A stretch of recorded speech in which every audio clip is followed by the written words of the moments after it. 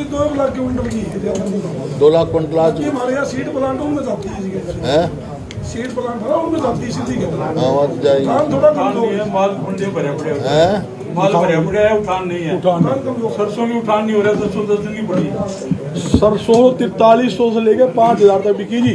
MSP की 5450 की, ये भी हाल है।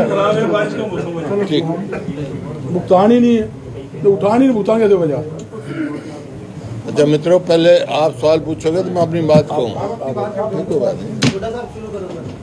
बात ऐसा है, मैं कई मंडियों में गया हूँ और हर मंडी में यही हाल हुआ है। मंडी गेहूं से अटी पड़ी है और लिफ्टिंग नहीं है, और जो सरकार क्लेम करेगी 72 घंटे में हम सबको पेमेंट कर रहे हैं।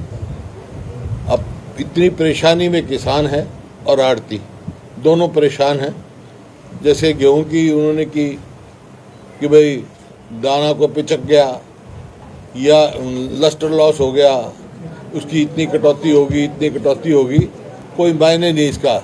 ये जो हुआ है ये बेमौसमी बारिश से हुआ है, इसमें किसान का कोई कसूर नहीं है। और अब लिफ्टिंग नहीं हो रही, तो उसमें मेरा कहना है कि भाई एक तो 500 रुपया प्रति क्विंटल, क्योंकि बहुत नुकसान हुआ किसान का, 500 रुपया प्रति क्विंटल तुरंत बोनस देना चाहिए सरकार को, किसान को गेहूं का। और जो ये कटौती कर रहे हैं, वैल्यू कट दे रहे हैं, इसमें वैल्यू कट में किसान या आड़ती पे नहीं जिम्मेवारी आनी चाहिए, ये सरकार को वहन करनी चाहिए। और तुरंत ये नहीं है भाई हमने चिट्ठी लिखी है जब तक हम वहन करेंगे, ये नहीं, ये आज सरकार की बिल्कुल क्लियर पॉलिसी होनी चाहिए। हम पूरा नुकसान जो है वहन करेंगे।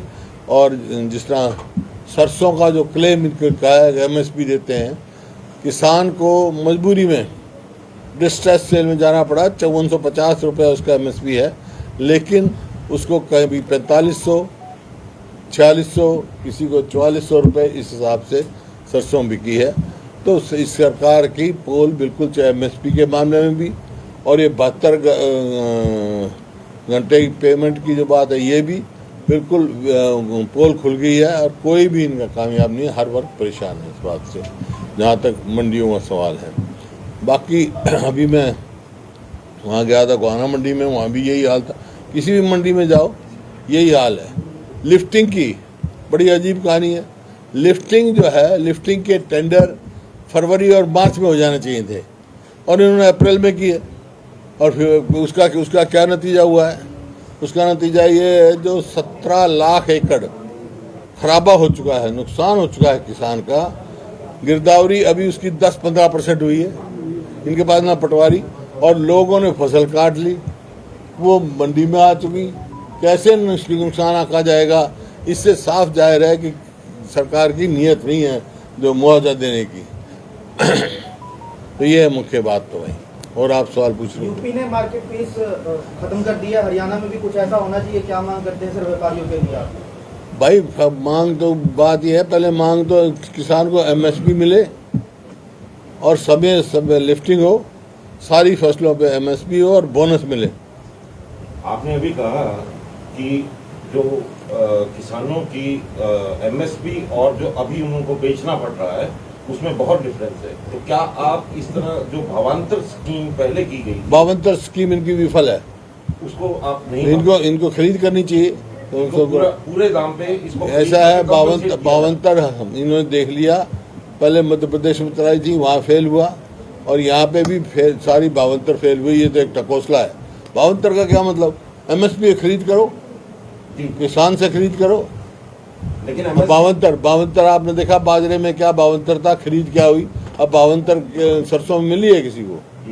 डॉक्टर साहब, DLF मामले में SIT ने दोबारा जांच शुरू कर दी है, तो उस मामले देखिए, जो मामला सब जुडिस होता है उसके मामले में कभी नहीं बोलते। सर, तलवंडी में 76 दिन से लोग बैठे धरने रोड को लेकर, तलवंडी राणा में, जैसे एयरपोर्ट वाला रोड है उनका, गांव में जो जाता था, रोड की मांग को लेकर 76 दिन से बैठे हैं। आप भी पहले 2 बार मुख्यमंत्री रहे हैं। सरकार की नीयत क्या, मनसा क्या लगता है? सरकार की नीयत ये है कि कोई भी रोड, ये है नहीं जैसे आन लोग एयर स्ट्रिप बढ़ाना। एक तो ये नंबर 1, आप ये बात सुनो, बिल्कुल गलत बयानी आई सरकार की तरफ से। मैंने उसके मंत्री की कई बार बयान पढ़ी है। अब ये अंतर्राष्ट्रीय एयरपोर्ट बन रहा है ये केंद्र के मंत्री का लोकसभा में जवाब है, अंतर्राष्ट्रीय एयरपोर्ट नहीं है नंबर 1। नंबर 2, एयर स्ट्रिप बढ़ाने का फैसला, ये इसको अपग्रेड करने का फैसला जो है चौधरी अजीत सिंह के समय में, जब वो सिविल एविएशन के मिनिस्टर थे, उस समय हुआ था यूपीए की सरकार में, और इन्होंने 8 साल लगाए उसमें। और अब ये कह रहे हैं भाई रास्ता बंद होगा, रास्ते मतलब जो रास्ता कई किलोमीटर का फर्क पड़ जाएगा वहाँ के गांव के लोगों को। ये बेसिक असूल की बात है, जब कोई रास्ता बंद होता है उससे पहले अल्टरनेटिव रास्ता बनाया जाता है, फिर रास्ते की ओर जाया जाता है। इन्होंने ना तो अल्टरनेटिव रास्ता बताया, और जो सुझाव दे रहे हैं उसके साथ साथ अल्टरनेटिव रास्ता बन सकता है, उस सड़क तुरंत बनानी चाहिए इनको, उसके बाद कोई ऐसी कार्रवाई करनी चाहिए। और उसमें कई किस्म की बातें हैं, इस वास्ते हमने कहा था ये इसकी जो है गहराई से जांच होनी चाहिए, और हाई कोर्ट के जज के अंडर उसके इसकी जांच हो कि कोई और मामला तो नहीं है कि अपने स्वार्थ के लिए, अपने लाभ के लिए तो ऐसा किसानों को परेशानी तो नहीं की है। हुड्डा जी, आपके समय में कुछ परियोजनाएं शुरू हुई थी, जैसे परमाणु संयंत्र था, या फिर हम बात करें महम हांसी रेल लाइन योजना थी, काफी लेट हो गई है सारे। जब तो मैं कहा सरकार, ये जो मौजूदा सरकार है, ये सरकार है नॉन परफॉर्मिंग सरकार। ये सरकार की बेसिक नीति है लुक बिजी डू नथिंग। बात बयान करेंगे, ये हो रहा है वो हो रहा है, लेकिन ग्राउंड में कुछ नहीं। हाँ, एक मामले में जो प्रदेश 2014 में प्रति व्यक्ति आय, प्रति व्यक्ति निवेश में पूरे देश में नंबर 1 था हरियाणा, आज किस चीज़ में नंबर 1 है? आज नंबर 1 है बेरोजगारी में, आज सबसे ऊपर है किस चीज़ में? अपराध में, कानून व्यवस्था नाम की कोई चीज़ नहीं, और कर्जा लेने में। कर्जा लेने में तो नीति जो एक चारवाक थे, चारवाक की नीति पे चल रहे हैं। चारवाक कहते थे कर्जा लो, घी पियो, मरने के बाद कौन पूछता है, वो करे। अरे हाँ, 4 लाख करोड़ के करीब से ऊपर जो है कर्जा और देनदारी हो चुकी है आज सरकार की, हरियाणा सरकार की, जबकि किया कुछ नहीं। हमारे समय से कंपेयर करते हैं, हमारे समय देखो भाई, हमारे समय में दूसरे मुद्दों को उठाने की कोशिश की जा रही है, जैसे पीपीपी है या हाउस टैक्स सर्वे है, गलत तरीके से। वही मैं कह रहा हूँ, ऐसा काम पीपी का क्या मतलब? परिवार पहचान पत्र थोड़ा यही है, ये तो पेंशन काटू और राशन कार्ड काटू पत्र है, परमानेंट परेशानी पत्र है, परमानेंट परेशानी पत्र। हरियाणा में एकमात्र दूरदर्शन केंद्र को बचाने के लिए 4 महीने से धरना चल रहा है। धरना चला, हम तो खूब आवाज उठा रहे हैं। मुश्किल से यहाँ दूरदर्शन केंद्र बना था, एक हरियाणा को बहुत लाभ था उसका, क्यों उठा के ले जा रहे हैं? यही इसी प्रकार से जो एयरपोर्ट बनना चाहिए था वो हरियाणा से उठ के चला गया। 2014 में एयरफोर्स तक की हमने मजदूरी ले रखी थी उससे, और जो रेलवे कोच फैक्ट्री बन रही थी वो उठकर चली गई। देखिए, कोई भी इन्वेस्टमेंट नहीं आई, जब तो जो है जो बेरोजगारी नंबर 1 हो गया। हमारे समय में यूनिवर्सिटी कितनी बनी, कितने IMT बने, रेलवे लाइन बिछी, मेट्रो बिछी। इस 8 साल 9 साल हो गए इनको, 1 इंच तो मेट्रो की लाइन नहीं बनाई, 1 इंच रेलवे लाइन नहीं बढ़ाई जो आप बात कर रहे हो। एक कोई बड़ा प्रोजेक्ट लेके नहीं आए, कोई भी ऐसा काम नहीं है इन्होंने किया हो जो हो। आप सब हिसार में घूमते हो, हिसार के रहने वाले हो ना, सारे सवाल पूछ रहे हो आप मेरे से, मेरे एक सवाल का जवाब दे दो, मैं संतुष्ट हो जाऊंगा। हिसार में 8 साल में आपने कुछ विकास का काम देखा है? वह हमारे समय लाला लाजपत राय नाम की यूनिवर्सिटी बनी, और बने, और कितने हुए इनके खेदड़ में बिजली प्लांट लगाया, खेदड़ में प्लांट लगाया। पूरे आप किसी भी जिले का नाम लोगे, मैं आपको बता दूंगा हमारे समय में क्या हुआ। एक काम हुआ जी, दूरदर्शन बंद नहीं, और भी काम हुआ है। जो हमारे समय में जो दिल्ली से सीधी रेलवे लाइन आनी थी महम से आगे, वो वहीं की वहीं अटकी पड़ी है, तो बीन भी एक बार होगी थी। एक इंच रेलवे लाइन नहीं बनी थी। स्वामीनाथन आयोग की रिपोर्ट जो वो आपकी सरकार ने 3 साल तक आई थी, ठीक कह रहे हैं, स्वामीनाथन की रिपोर्ट थी। उसके बाद मेरे चेयरमैनशिप में वर्किंग ग्रुप बना था जिसका मैं अध्यक्ष था, और मेरे साथ पंजाब का चीफ मिनिस्टर, बिहार का चीफ मिनिस्टर और बंगाल का चीफ मिनिस्टर मेरे साथ मेंबर थे और हमारी रिकमेंडेशन थी कि भाई ये जो है MSP जो है दी जाए, स्वामीनाथन फार्मूले पे C2 + 50% मुनाफा दिया जाए। क्यों नहीं दे रहे? और आप इनका मैनिफेस्टो उठा के देखो, हरियाणा का उठा के देखो, यूँ कह रखा है स्वामीनाथन लागू करेंगे। कोई भी हमारा आप 2005 का हरियाणा का मैनिफेस्टो उठा के देखो, 2009 का उठा के देखो, मेरे आपसे खुल के चैलेंज है। और एक चीज़ ये बता दो जो हमने दी पूरी करी हो, और इनका उठा के देख लो, इनका ये बता दो नहीं ये पूरी करी हो। कहाँ ओल्ड पेंशन की बात थी, कहाँ स्वामीनाथन की बात थी, कोई भी एक भी वादा पूरा नहीं किया। एक भी कोई ऐसा प्रोजेक्ट नहीं बनाया जिसको कह सके। और मैं अब कहूँ तो आपने बता दूँ आपको, लोकसभा चुनाव और विधानसभा चुनाव भी है। लोकसभा चुनाव अगले साल है, आपकी पार्टी की तरफ से क्या तैयारी है? पूरी तैयारी हम अगले साल की भी क्या अंजार अभी करा लें, हम तो तैयार हैं। और हमारा सवाल ये बात नहीं, मेरी पार्टी का तो सवाल ये है, हरियाणा के लोग तैयार हैं, इंतजार कर रहे हैं कब उनको मौका मिले, कब इनको चलता करें कि ये विफल सरकार है एकदम। कोई जनहित का एक भी फैसला इनका बता दो। हरियाणा में नौकरियां निकाली जाती है लेकिन नौकरियां अटक जाती हैं, कभी कोर्ट केस हो जाता है, कभी किसी वजह से अटक जाती है नौकरियां। कोई एक काम वो तो बता दो, कामयाबी का जनहित का एक भी किया हो, नियत की नहीं है। दिग्विजय सिंह आपके ऊपर दोष डाल रहे हैं कि आपने सरकार बनाने के लिए उनके साथ हाथ मिलाया। कौन दिग्विजय? मध्य प्रदेश के जो चीफ मिनिस्टर है वो मेरे मित्र हैं, तो मेरे मित्र। मैं बता दो, दिग्विजय आप जो मध्य प्रदेश के चीफ मिनिस्टर उनकी बात करें क्या? वो तो मेरे मित्र हैं। यहाँ बड़ा दिग्विजय चौटाला कौन? हम गए थे ऐसा है जिसकी कोई राजनीतिक में स्थान ना हो तो उसका मैं मुनासिब नहीं सकता। लेकिन कोई ये कहे कि कोई मेरे पास आया था, सबको मालूम है, सबको मालूम है 2019 में जब चुनाव का नतीजा आया, ये आपके चैनल्स पे सब चला हुआ है, किसने क्या कहा कहाँ। राहुल गांधी इस पे क्या कहना चाहिए? है जी, राहुल गांधी का जो बंगला खाली करवाया गया, हाँ, इसमें क्या कहना है? अब वो हाईकोर्ट में जाएंगे और कानूनी लड़ाई कानून के तरीके से लड़ेंगे, राजनीतिक लड़ाई राजनीतिक तरीके से। सर, भारत जोड़ो यात्रा और हाथ से हाथ जोड़ो यात्रा से कांग्रेस कितनी मजबूती हुई है?